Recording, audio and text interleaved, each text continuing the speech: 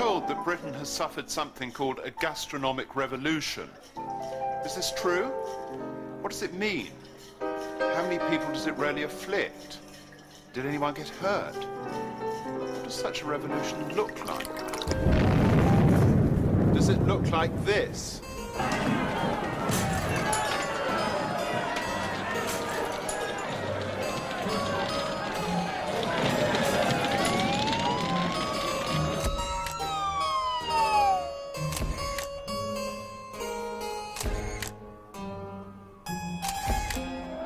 Meades, the alphabet soup of the British gastronomic revolution.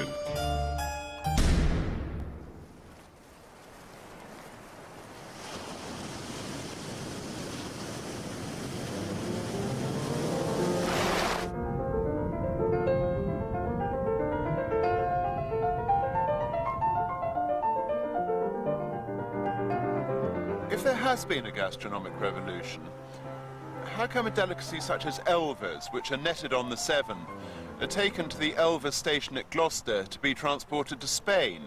If, that is, they're not frozen, to be transported to Argentina.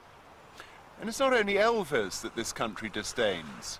Lampreys, too, all disappear to Bordeaux, where they're rightly valued. Does this wholesale exportation of a resource indicate entrepreneurial canniness? Or is it rather an indication that this country ignorantly overlooks its native foodstuffs and traditions?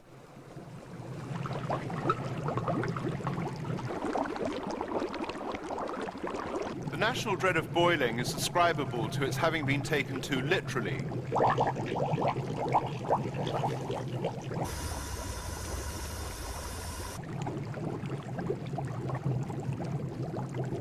Boiled meat should not be boiled. It should be simmered and constantly skimmed. Boiled cabbage should not be boiled. It should be blanched, then braised. These prescriptions were seldom adhered to in the bad old days, save by my mother. And by your mother.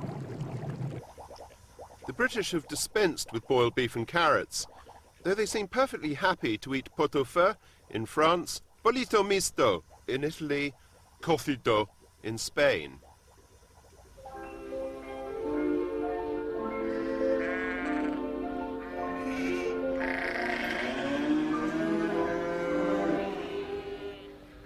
La mer qu'on voit danser le long des golfes. Today, regionalism in British produce and cooking is virtually non-existent. This was not always the case. Indeed, the expression "as different as chalk and cheese" derives from the proximity of different cultures. On the chalk downs, sheep grazed before they became meat or wool. In the valleys, cattle were reared for dairy, that is, for milk and cheese. Further, the downs tended to be strongholds of Anglicanism, whilst the valleys were strongholds of Wesleyan nonconformity.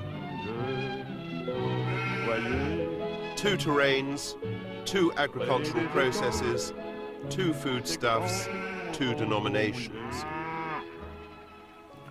That's beyond regionalism. That's villagism.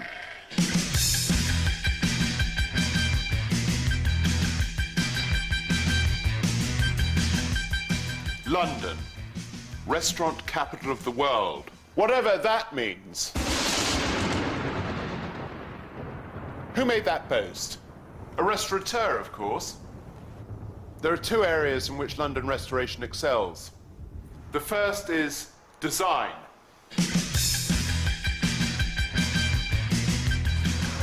London's restaurants of today are as distinctive as this city's beveled glass late Victorian gin palaces or Paris's great brasseries. Yes, very good. The second area in which London restoration excels is PR.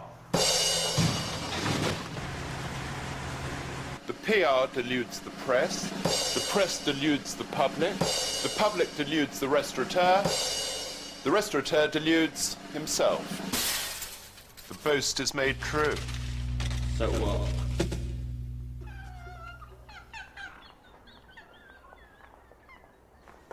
Britain always imported many of the dishes it ate. Here's your stockfish. One might say it imported them and traduced them. But until as recently as the 1960s, most of what it ate was prepared with indigenous ingredients, sustainable ingredients. There was a defining national kitchen, a gastrocultural consensus.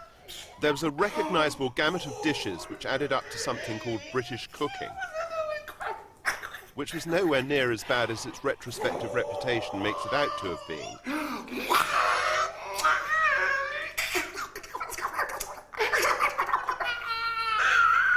It has been replaced by a cycle of culinary crazes: French, Swedish, Cantonese, North African.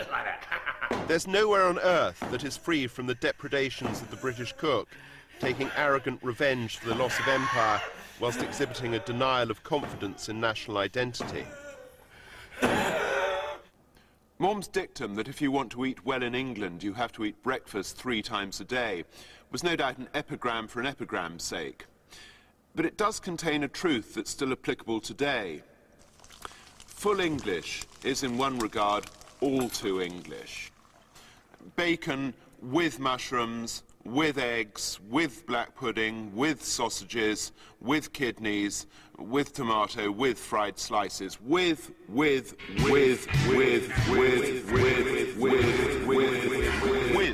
is the preferred conjunction of professional cooking in this country. Chefs suffer full English syndrome, or its variant, Sunday lunch syndrome. They create dishes such as a symphony of tuna ossobuco with medallions of chorizo on a mattress of lemongrass-flavoured couscous with a Gruyere pastry samosa of okra and aubergine with a sea urchin sauce. All the ingredients are, of course, imported. This is the new full English. We threw away a language and replaced it not with Esperanto, but with an ever-changing Babel.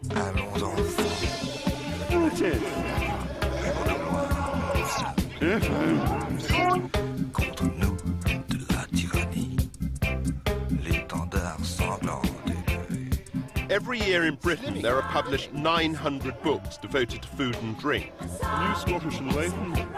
Every year in Britain, there are published 25 million words in newspapers and magazines devoted to food and drink.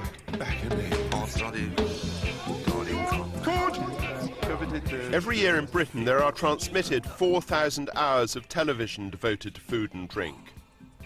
So there must have been a gastronomic revolution. Maybe. Or is the bruited revolution merely a claim of these articles and books and telly shows? A claim which justifies their existence as they strenuously attempt to fulfill their own prophecy. The more we read about food, the more we watch its preparation as a form of entertainment, the less inclined we are to actually cook it ourselves, and the more reliant we become on takeaways and ready meals, though this is something that we're loath to admit.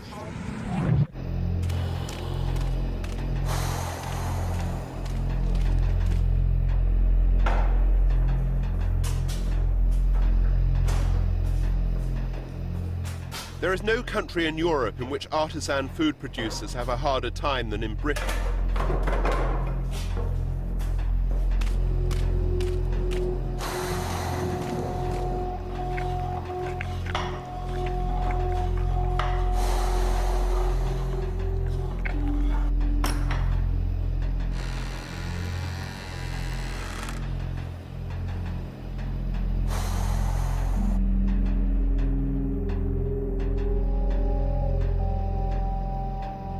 It cannot be argued that the health police is effective.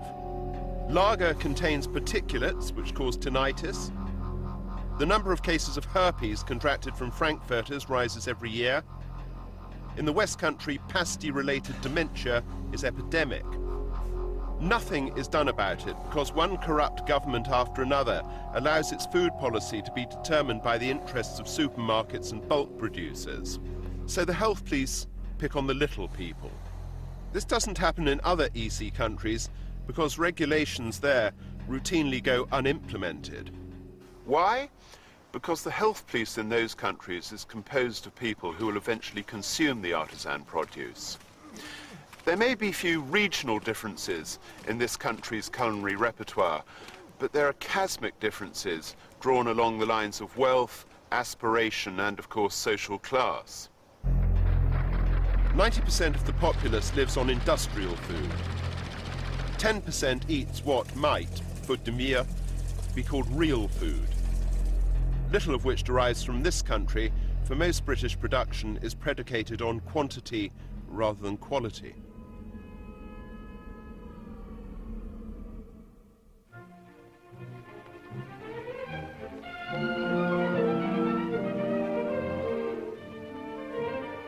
Having thrown out their own cooking, the British consider, rightly, that they are unshackled by tradition.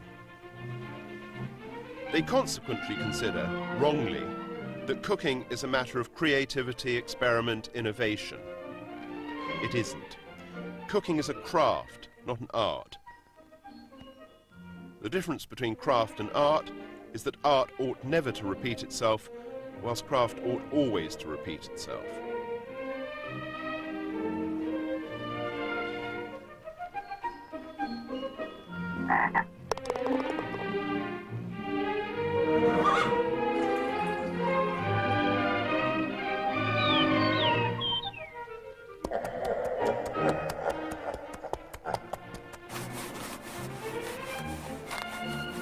It's this fantastic marinade from Alice B. Talkless.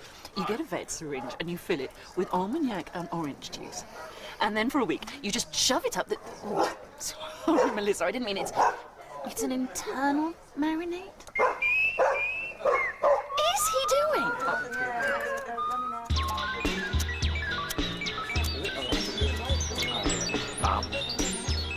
The domestic barbecue was virtually unknown in Britain 30 years ago.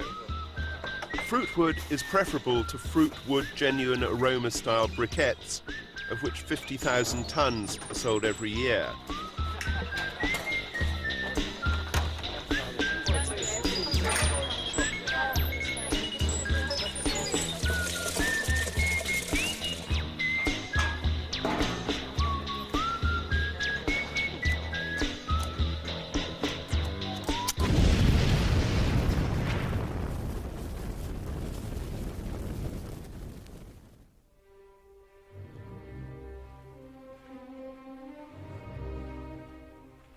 Home is a dangerous place. In 1952, the wife of an officer in the Army Dental Corps was so badly burned by spinach ejected from an exploding pressure cooker that she required plastic surgery. In 1969, a waiter who had been denied promotion at restaurants and who had severe gambling debts took his own life in his Lambeth bedsit by slashing his wrist with a first-generation electric carving knife which he had secreted in his trousers before leaving work. One wrist will incidentally suffice.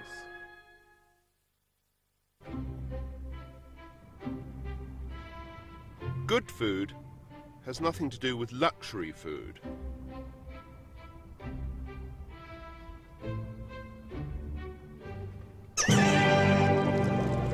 Good food is the product of resourcefulness.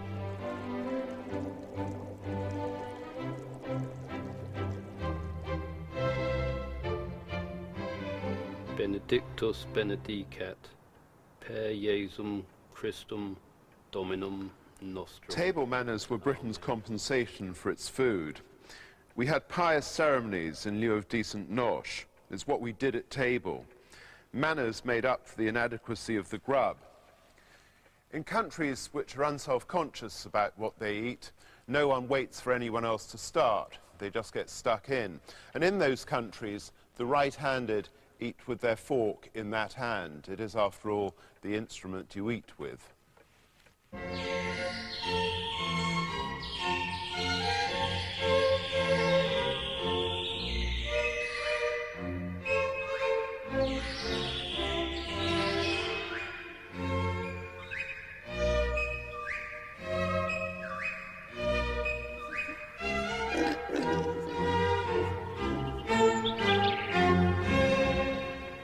When did anyone in this country last pick a nut, or a berry, or a fruit? Stroll through any wood in La France Profonde, and you'll find people scrutinizing the ground, searching for mushrooms. The British used to do this too.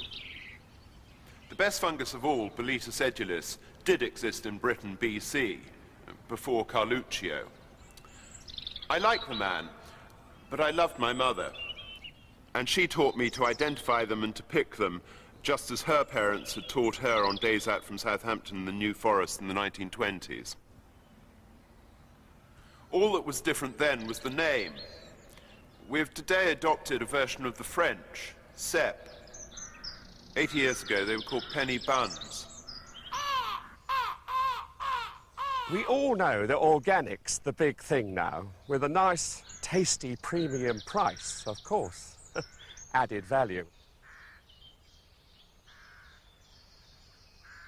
So I'm going to let you into a little trade secret and show you something I call organicising.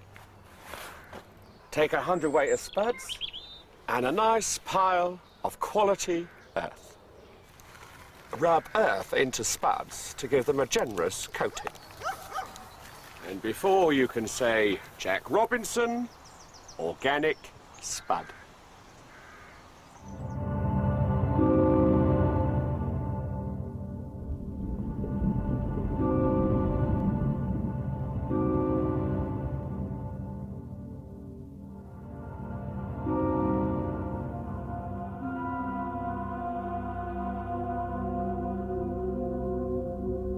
When I was 15, I was swimming at the confluence of the Avon and the Nadder in Salisbury.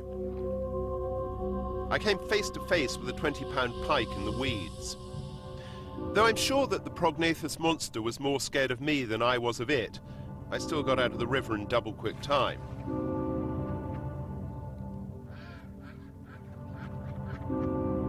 I have great affection for these fish, and would suggest that of all freshwater species they are the best to eat.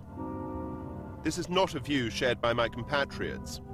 Fish in this country are, again, classified along class lines rather than gastronomic ones. Salmon and trout are posh, pike, perch, chub, carp, and everything else are reckoned dead common.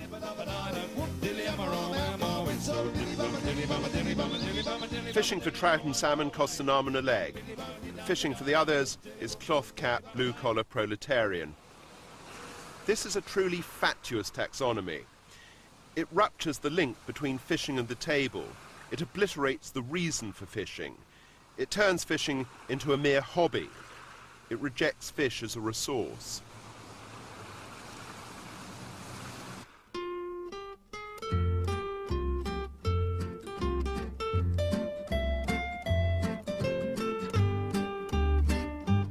Once upon a time, a British restaurant meant a place owned by two queens with an extravagant colour sense, an interesting poodle, and a load of recipes received at third hand from Elizabeth David, the secular saint of the gastronomic revolution. The two queens did it out of love. They were amateurs in the original and best sense.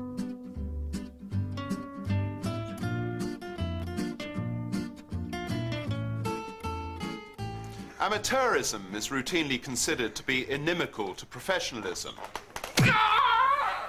One wonders, would modern restaurants be more hospitable, more inviting, were amateurism to be welded to professionalism? Were staff enjoined to demonstrate a fondness for their work rather than mere slickness? It's a question of both and rather than either or. But maybe it's too much to hope for in a world in which restaurants have, for the first time in Britain, become businesses rather than paying hobbies. No food in the Britain of new food is ever bought, nor is it ever found. It is sourced.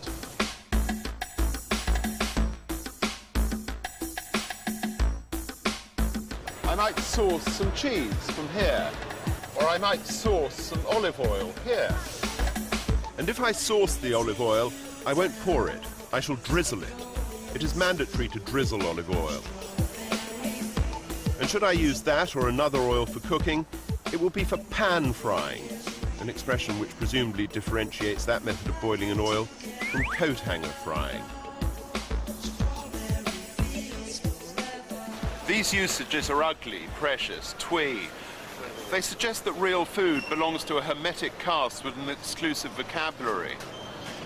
Unhappily, they suggest correctly.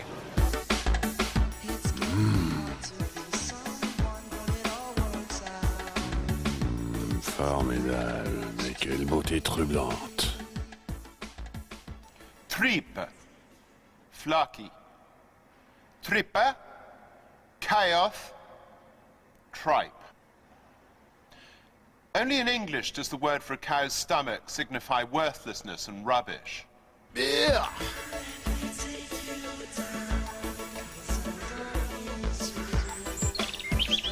Udder, which used occasionally to be sold in this country under the name of elder, is nature's answer to spam. If you like spam, you'll love udder.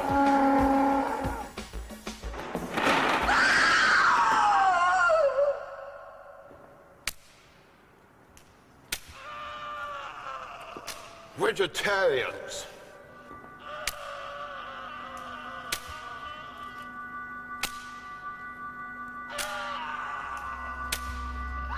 Vegetarianism as truly as the new English disease.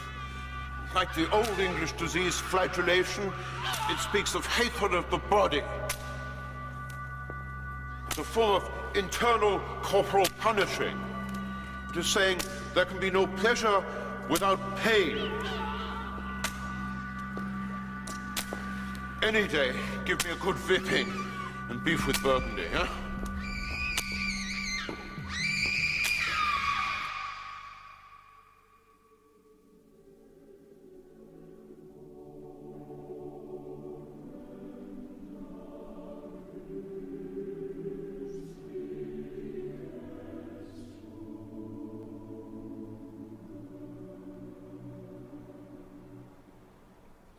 This is where Elizabeth David composed the first chapters of a book of Mediterranean food.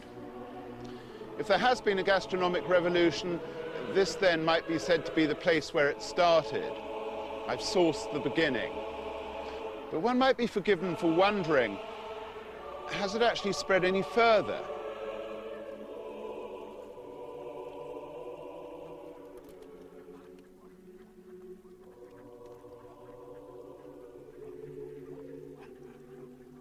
Whenever any newspaper or magazine wishes to demonstrate the actuality of this great revolution, it invariably dispatches someone down here, not to Ross-on-Wye, but to the neighbouring town of Ludlow. Il y en a qui disent que les Français vivent d'amour et de vin frais et que toutes les filles d'ici habitent au casino de Paris. Ouais, il y en a qui pensent que le champagne sort des gargouilles de notre... Ludlow's population is a mere 9,000, yet it has 3 gastronomic restaurants, an astonishing number in this country. It has a market which sells cheese which isn't plastic wrapped in more plastic. It has 5 independent butchers, including the excellent Reg Martins, whose pork scratchings are every bit as fine as the gratin in a Lyonnais bouchon.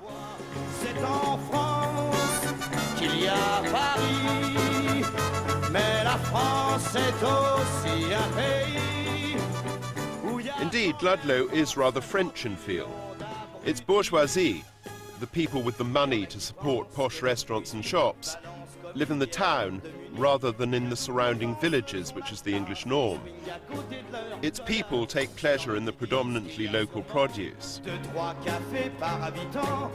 The reason why it's always cited as proof of the glorious revolution is that there's nowhere else in Britain like it. Ludlow is the exception that proves the rule of provincial Britain's gastronomic backwardness.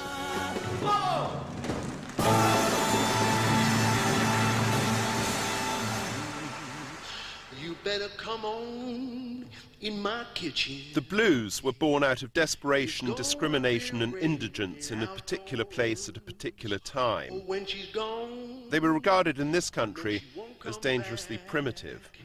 I've taken every nickel from her. Nonetheless, suburban Britons who had suffered little more hardship than post-war rationing adopted them. Every small town in this country boasted its own Robert Johnson, its own Leadbelly. Winter time's coming. Our adoption of foreign modes of cooking is entirely analogous. We cook as we sing in a phony foreign accent. We cook as imitators of mere mannerisms, with no sense of the causes of the cooking. It's gonna be raining outdoors.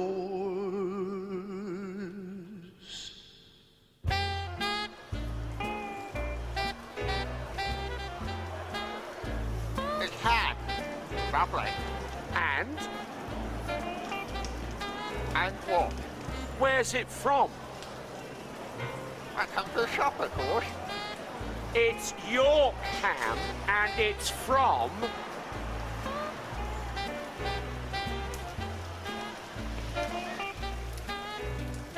Baby, come on and knock me a kiss.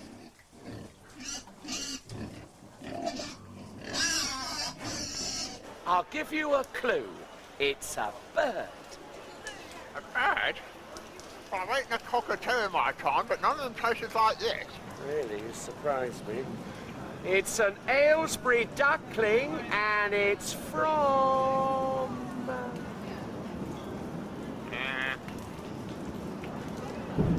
York ham, Yorkshire pudding, Aylesbury duckling, cheddar cheese, Wiltshire bacon, Eccles cake, Dundee cake, Lincolnshire chine, Cumberland sausages. All British food with a place name attached actually comes from an industrial estate in Kettering. There's no such thing as a protected name in this country, which is a sign of the importance that we attach to the integrity of foodstuffs.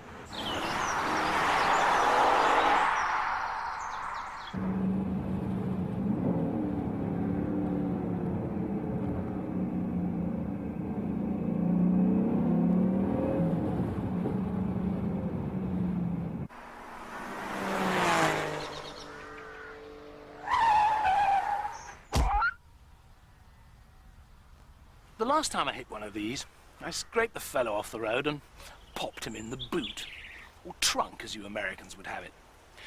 I took him home and marinated him in some white wine, vinegar, a bit of garlic, and then I sautéed it. What did it taste like? What did it taste like?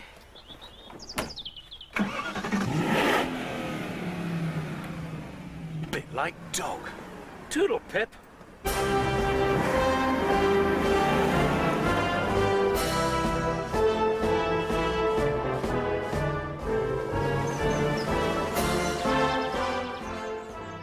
Do you agree that we are what we eat? If that's the case, then what are you? Chat to Jonathon Meades right now. He's logged into BBC I for a live chat at bbc.co.uk/food.